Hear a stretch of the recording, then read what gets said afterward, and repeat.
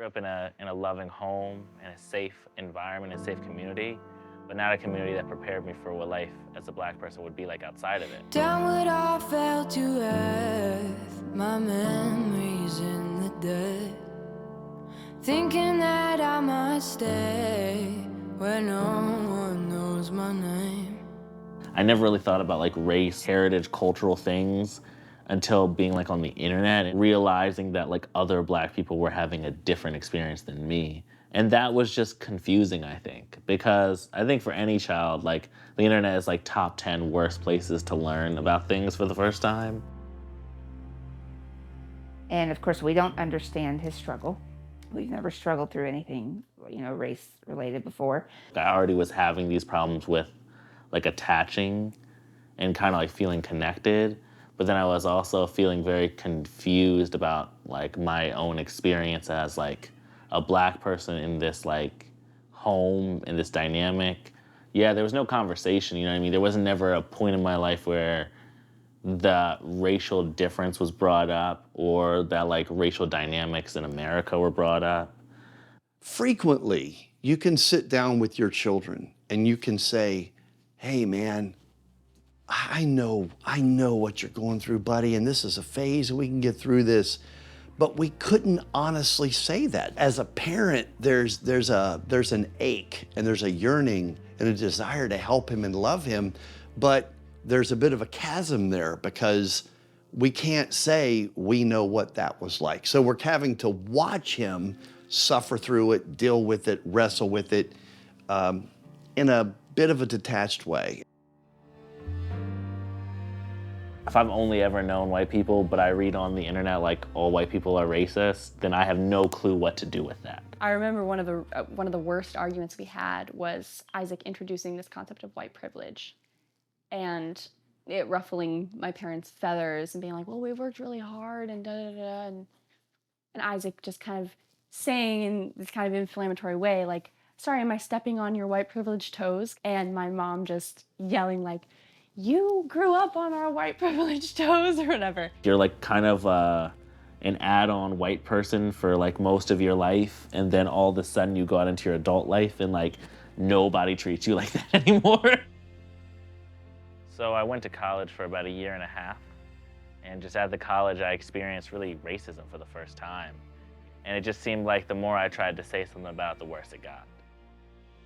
So it's really the first time that he's sort of outside, out from under the umbrella of our family, our life. First, just being at college and having to like be the representation for all black people whenever anything would come up around black people.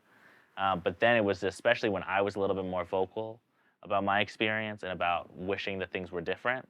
That's when people seemed to get upset because they had the context of adoption. Like, why would you care about racial issues or like racism or police brutality or any of those things because your family is white?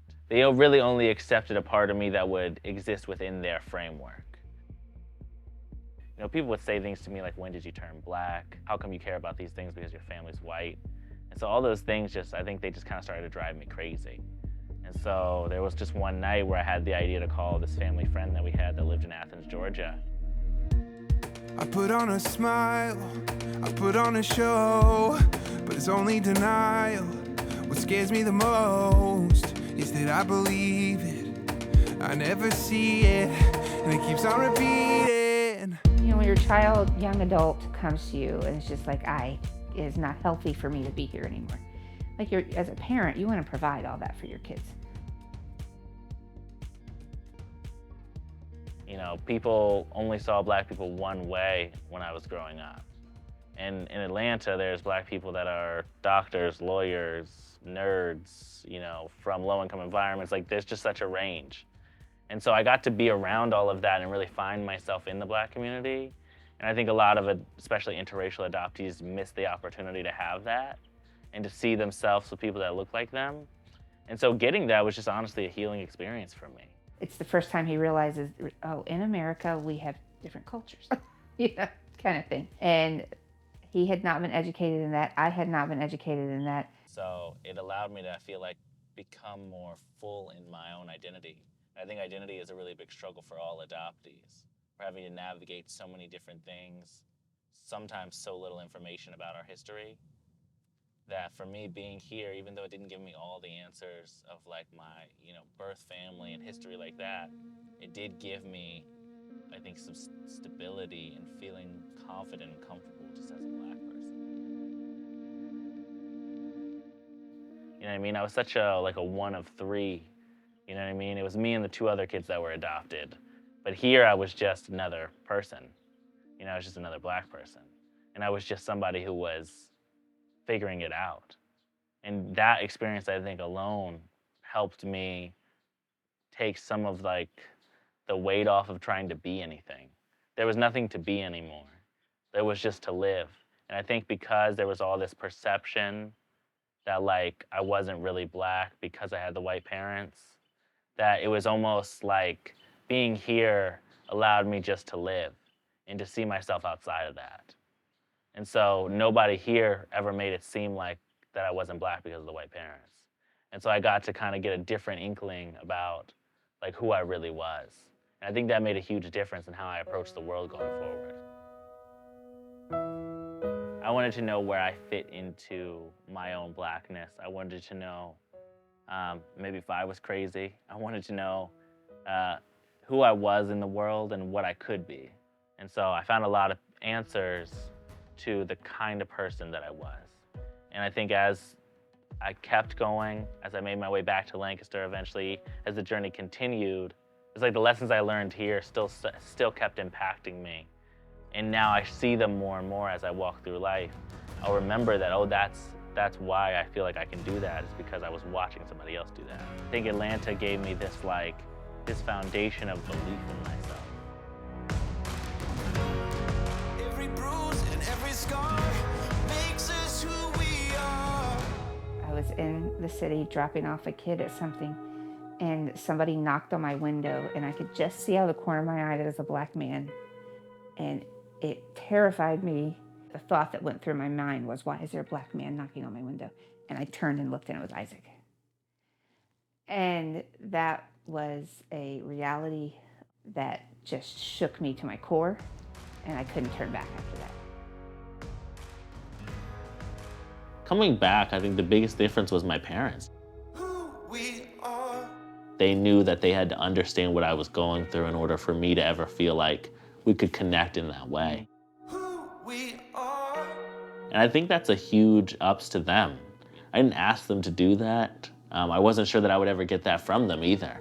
Every bruise and every scar makes us who we are. Isaac said, "I'm hurt," and my parents heard, "You hate us." We were terrible parents. But really what he needed to hear was that both of those things could be true at the same time, that they did love him and that he was hurt. When I came home, we got to have honest conversations about it all. Didn't mean we agreed on everything, but it definitely got down to a point where I could say hey, they see me. I think we can all hold two truths at once, that this hurt and it was bad and I need to heal from it, and the other person did their best and tried their hardest and loves me very much. When I speak about it now, my hope is not so much to unearth all these heavy emotions and feelings or make people feel bad, but to kind of create this environment where this is actually an important conversation for you to kind of initiate and undergo. It's also an important conversation for your child to feel safe to initiate. We all experience a better life when we're all able to be our full selves.